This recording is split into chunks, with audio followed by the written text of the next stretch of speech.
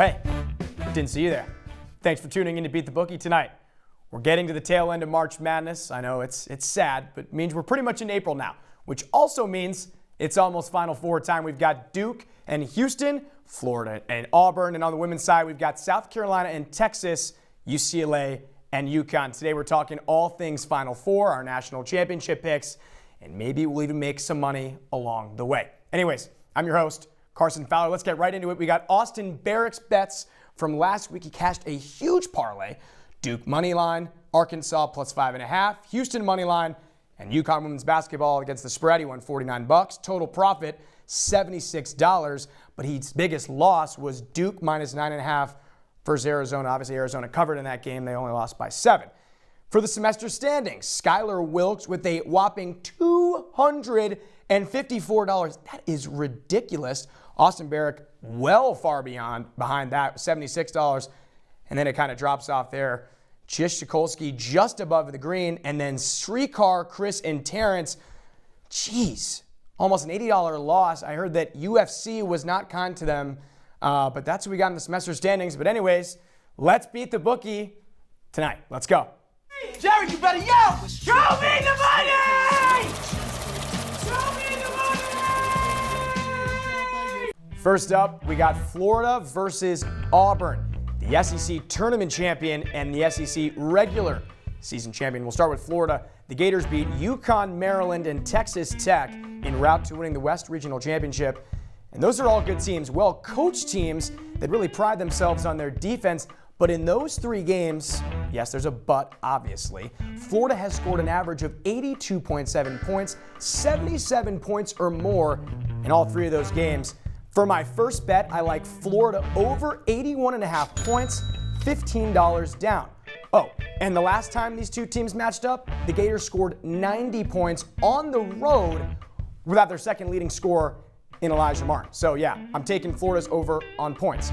And on the other side, you got Auburn. The Tigers, a very impressive collective of wins en route to the South Regional Championship, Creighton, Michigan, and Michigan State. In my opinion, this game is going to be all about who controls the pace of play. Auburn likes to play a bit slower, be a little more methodical with the basketball. Florida likes to push the pace of play, get out in transition, and convert on points off turnovers. For me, this pick comes down to guard play, and Florida has the slight edge between Walter Clayton Jr., Elijah Martin, like I mentioned before, and Will Richard. Plus, Chennai Broome, not exactly being 100%, doesn't exactly scream win. Give me Florida spread at minus 2.5.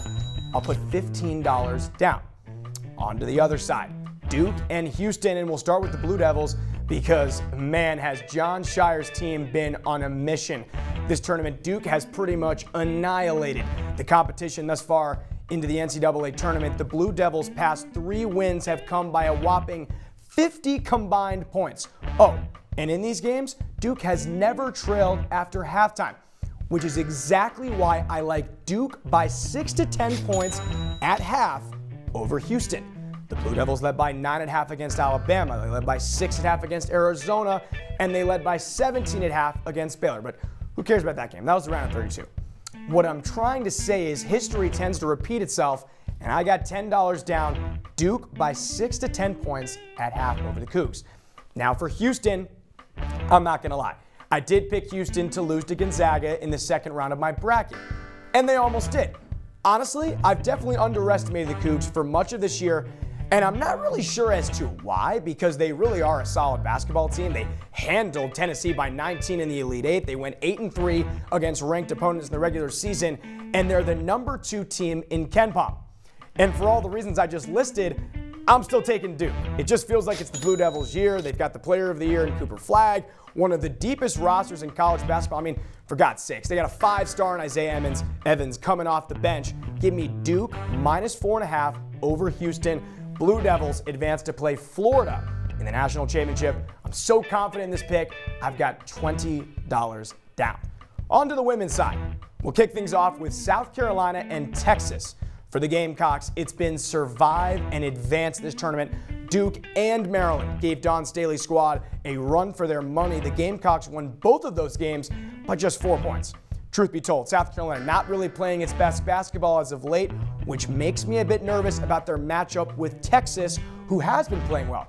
However, need I remind y'all, South Carolina has had the definition of Texas's number during the regular season. This year, the Gamecocks are 2-1 against the Longhorns, winning by a margin of 18 points in the 2 wins, with the lone loss coming by 4 on the road in Austin at a packed house. I like the experience and depth in this game, and South Carolina has it. Plus, the resume speaks for itself against Texas. I think Dawn Staley reaches her 3rd national title game in just 4 years with a chance to cut down the nets versus the winner of UCLA and UConn. $15 down, South Carolina spread minus 4.5 over the Longhorns. Let's move on to UCLA and UConn, the other side of the bracket. For UConn, this is familiar territory. The Huskies fell to Caitlin Clark and the Iowa Hawkeyes in the Final Four a year ago in Cleveland. And for UCLA, this is all new. The Lady Bruins, listen to this, have never been to a Final Four. But could it be their year? I kind of think so. ESPN assessed all 4 Final Four teams on the women's side and gave every team a, quote, fatal flaw. Want to hear what they said about UCLA? ESPN wrote that UCLA's fatal flaw is its lack of Final Four experience. I've heard enough, because that's ridiculous. Who cares about the UCLA teams of years past? I'm sorry, Paige Beckers. I'm sorry, head coach Gino Auriemma. The search for another national championship continues. Again, I apologize. It's not your year. And if you think I'm wrong, answer this question. Who on the UConn roster is stopping Lauren Betts? Don't say freshman Sarah Strong. Betts has the size and height advantage. She's actually 5 inches taller than Strong. And not to mention, she's got 2 more years of college basketball experience on the freshman. Betts looks like the absolute favorite to win the tournament's most outstanding player, and rightfully so. You think Betts was impressive during the regular season? Oh, you better listen to this. How about her postseason numbers, averaging more than 26 points per game, over 10 rebounds, and almost 3 blocks? Enough said. I've got UCLA money line, $10 down. Now let's look at the C-suite. Let's look what they got going on. You've seen my 4 picks, so they're trailing me on Duke, South Carolina, but they've got Auburn plus 2.5, and they've got the UConn money line. The people that have come onto the show are 14-10, and the C-suite is 15-9. Doesn't look so good for me.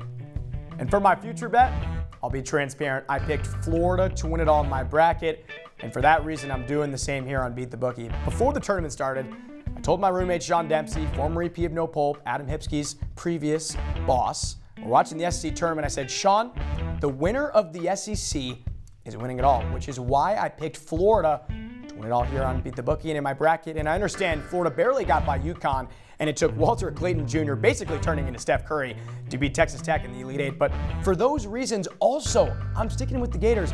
The ability to win close games matters in college basketball, especially in high-pressure situations. And let's be real, the Final Four is about the highest stakes there is in all of college basketball, aside from the national championship, of course. So give me Florida $10 down to cut down the nets in San Antonio and win the men's basketball national championship. And as for the rest of the guys on Beat the Bookie, we got our other spring 2025 futures. Skylar Wilkes, Janai Broom to win the Wooden Award. We're not sure yet. Gino Intermiano. MSU to win the Big Ten regular season cash. Sean Dempsey, Texas A&M to the Final Four. Dude, that is ridiculous. You've been a John Poulikitis fan and Yale guy all year long. You had Griffin Marston to make the Final Four. I had that too, Griff, but I'm with you. Minus 15. And then BYU to the Elite Eight. $10. Tyler Aiken. That's ridiculous. But that's what we got for the spring futures. Now, for everyone's favorite segment, the parlay. Obviously, I only had the 4 Final Four games to work with on the men's and the women's side, plus the national championship game. So we got what we got. First, I'm taking Duke or Florida in a double chance champion pick, where if either team wins it all, I'm good. I'm doubling down on my future bet of Florida to win it all with some insurance, because I've got Duke beating Houston, and I also believe they're the second best team in the men's field. Now I'm parlaying this with UCLA to win it all. Go Lady Bruins. I know they're not the favorite by any means, but I'm willing to take on a little bit of a risk, as I'm only putting down $5 and a little more than plus 1,000 odds. That's $5 to win $57.15. I originally had USC over UCLA winning it all, but obviously that's no longer the case without Juju Watkins.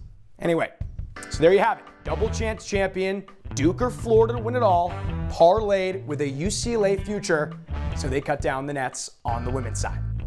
And to recap my picks, I got $15, Florida against the spread versus number 1 Auburn. And then you got $20, Duke -4.5 versus number 1 Houston.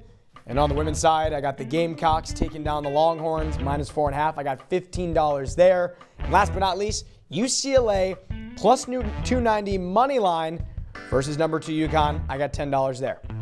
And on to my next bets. I got Florida over 81.5 points. $15 down there.